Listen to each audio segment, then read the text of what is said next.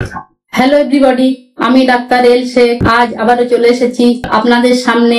আজ আমরা জানবো অর্শ অর্থাৎ পাইলস সম্পর্কে। মলদ্বারের যন্ত্রণা, রক্তপাত কিংবা অস্বস্তি আপনার নিত্যদিনের সমস্যা হয়ে চলেছে? যদি তাই হয় তাহলে আজকের ভিডিওটি আপনার জন্য। আজ আমরা জানবো পাইলস বা অর্শ কি, রোগের কারণ, লক্ষণ, রোগ নির্ণয় ও হোমিওপ্যাথি চিকিৎসা ঘরোয়া উপায় সম্পর্কে। দেখে নিন সম্পূর্ণ ভিডিওটি। আসুন শুরু করা যাক।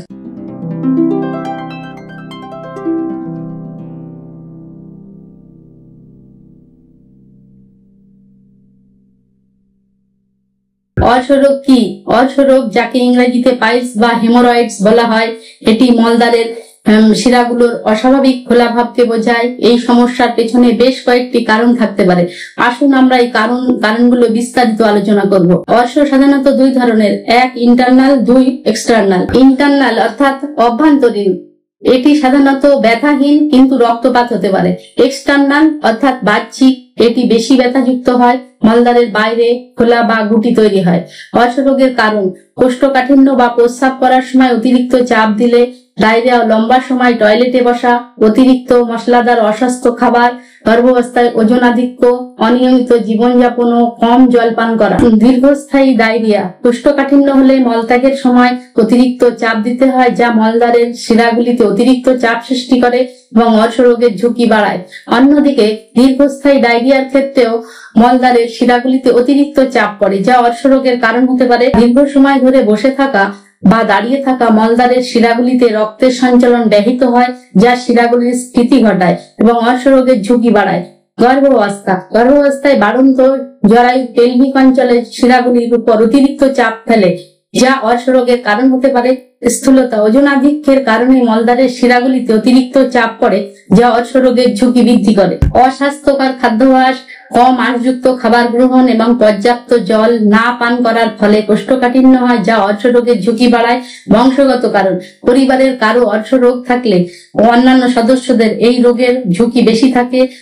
বয়স বৃদ্ধির সাথে সাথে মলদ্বারের শিরাগুলির স্থিতিস্থাপকতা কমে যায়, যা অর্শরোগের ঝুঁকি বাড়ায়।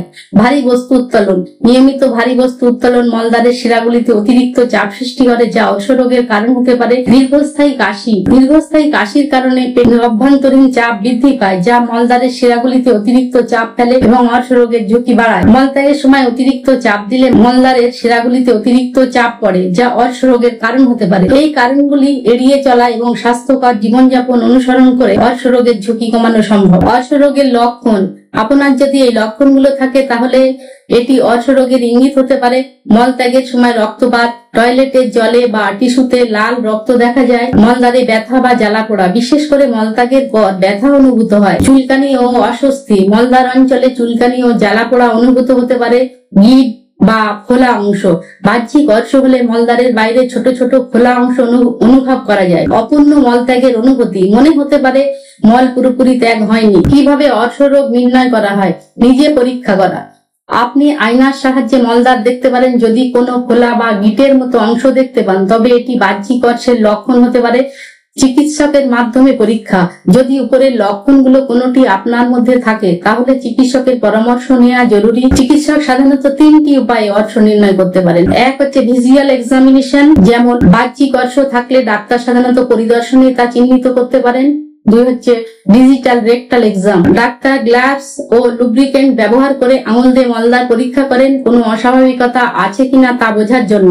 তিন হচ্ছে অ্যানোস্কোপি নামে একটি ছোট টিউব মলদ্বারে প্রবেশ করিয়ে ভেতরের অংশ দেখা হয়। অন্যান্য পরীক্ষা: কিছু ক্ষেত্রে ডাক্তার আরো বিস্তারিত পরীক্ষার জন্য কোলোনোস্কোপি করতে পারেন। যদি রক্তপাতের অন্য কোনো কারণ সন্দেহ হয় তাহলে কখন আপনার ডাক্তার দেখানো উচিত? যদি অনেকদিন ধরে রক্তপাত হয় বা রক্তপাতের পরিমাণ বেশি হয়, মলদ্বারের ব্যথা যদি সহ্য করার বাইরে চলে যায়, যদি মলদ্বার থেকে কিছু বেরিয়ে আসে বা ভিতরে প্রবেশ না করে, যদি ঔষধ ব্যবহার করেও কোনো উন্নতি না হয়, তবে অবশ্যই আপনি চিকিৎসকের সঙ্গে পরামর্শ করুন। অর্শরোগ সাধারণত বিপজ্জনক নয়, তবে এটি দীর্ঘস্থায়ী হলেও সঠিক সময়ে চিকিৎসা নেওয়া জরুরি। তাহলে এবার আজ হোমিওপ্যাথি চিকিৎসা ও মেডিসিনের কথায়। সবার আগে আমি একটি মেডিসিনের কথাই বলবো। এটি হচ্ছে রেকোয়েক কোম্পানির R13। এটি খাবার নিয়ম: দিনে 10 ফোঁটা দিনে 3 বার, খাবার 30 মিনিট আগে জল সহ খাবেন, পরে আস্তে আস্তে মেডিসিনের মাত্রা কমিয়ে দেবেন। এই মেডিসিনটি খেলে অবশ্যই আপনার অন্য কোনো মেডিসিন লাগবে না। তবুও কম বেশি লক্ষণ থেকে থাকে তাদের জন্য সিমটমস মিলিয়ে এই মেডিসিন গুলোর কথা আমি বলছি। এক হচ্ছে স্কিনলেস হিপ 30, বাহ্যিক অর্শ হলে কার্যকরী। অর্শের কারণে কোমর ও পিঠে ব্যথা থাকলে এটি ভালো কাজ করে। খাবার নিয়ম, দিনে 3 বা 2 ফোঁটা করে খাবার আগে ডাইরেক্ট জিভে দিয়ে খাবেন। হেমামেলিস 30, যদি মল ত্যাগের সময় প্রচুর রক্তপাত হয় তাহলে এটি কার্যকরী। এটি মলদ্বারের জ্বালাপোড়া কমায়। খাবার নিয়ম, দিনে 3 বা 2 ফোঁটা করে খাবার 30 মিনিট আগে ডাইরেক্ট জিভে দিয়ে খাবেন। নাক্স ভূমিকা 30, কোষ্ঠকাঠিন্যের কারণে অর্শ হলে এই ওষুধটি উপকারী। টয়লেটে বেশি চাপ দিতে হয়, এমন অবস্থায় এটি ব্যবহার করা যায়। সালফার 30, দীর্ঘস্থায়ী অর্শ রোগের জন্য এটি ভালো কাজ করে। যদি রাতে বেশি চুলকানি হয় বা গরমের সমস্যা হয় তবে এটি কার্যকারী। খাবার নিয়ম, দিনে 3 বা 2 ফোঁটা করে খাবার 30 মিনিট আগে ডাইরেক্ট জিভে দিয়ে খাবেন। র্যাটানিয়া 30, যদি মল ত্যাগের পর তীব্র ব্যথা হয় এটি ভালো ফল দেয়।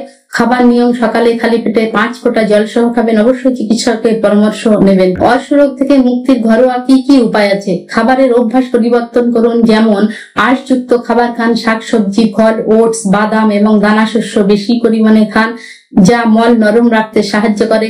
পর্যাপ্ত জল পান করুন, প্রতিদিন কমপক্ষে 8 থেকে 10 গ্লাস জল পান করুন যাতে হজম প্রক্রিয়া স্বাভাবিক থাকে। দুধ, দই ও প্রোবায়োটিক যুক্ত খাবার খান, এগুলো অন্ত্রের স্বাস্থ্য ভালো রাখে। মশলাদার ও তৈলাক্ত খাবার এড়িয়ে চলুন, এগুলো মলদ্বারের জ্বালা পোড়া সৃষ্টি করতে পারে। কোষ্ঠকাঠিন্য দূর করুন, যেমন প্রতিদিন রাতে 1 গ্লাস জলের সঙ্গে 2 থেকে 3 চামচ ইসবগুলের ভুসি মিশিয়ে খান। সকালে খালি পেটে 1 গ্লাস উষ্ণ গরম জলে লেবু ও মধু মিশিয়ে পান করলে হজম ভালো হয়। 1 চিমটে গোলমরিচের গুঁড়া 1 চামচ গরম ঘিতে মিশিয়ে খেলে কোষ্ঠকাঠিন্য কমে। প্রাকৃতিক প্রতিকার ও ভেষজ চিকিৎসা। নারকেল তেল, তুলার বল বা আঙুল দিয়ে মলদ্বারে নারকেল তেল লাগালে প্রদাহ কমবে।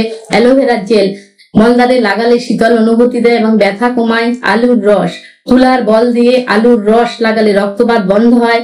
তিল ও দুধ, 1 চামচ কালো তিল বেটে 1 গ্লাস গরম দুধের সাথে খেলে অর্শ থেকে উপকার পাওয়া যায়।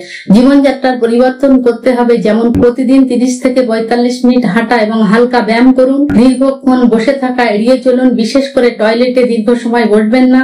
অতিরিক্ত মানসিক চাপ এড়ানোর চেষ্টা করুন, কারণ এটি হজম প্রক্রিয়াকে ব্যাহত করতে পারে। এই ঘরোয়া টিপস গুলো নিয়মিত অনুসরণ করলে অর্শ রোগ থেকে মুক্তি পেতে পারেন। অর্শ খুবই বিরক্তিকর একটি রোগ, কিন্তু এটি সম্পূর্ণরূপে নিরাময়যোগ্য। যদি আপনি হোমিওপ্যাথি চিকিৎসা ও ঘরোয়া সমাধান অনুসরণ করেন তাহলে দ্রুত আরাম পাবেন। যদি সমস্যা গুরুতর হয় তাহলে অবশ্যই ডাক্তারের পরামর্শ নিন। আপনার যদি এই ভিডিওটি ভালো লাগে তাহলে লাইক, কমেন্ট করুন এবং চ্যানেলটি সাবস্ক্রাইব করুন নতুন স্বাস্থ্য টিপস পাওয়ার জন্য। ততক্ষণ সুস্থ থাকুন, ভালো থাকুন। ধন্যবাদ।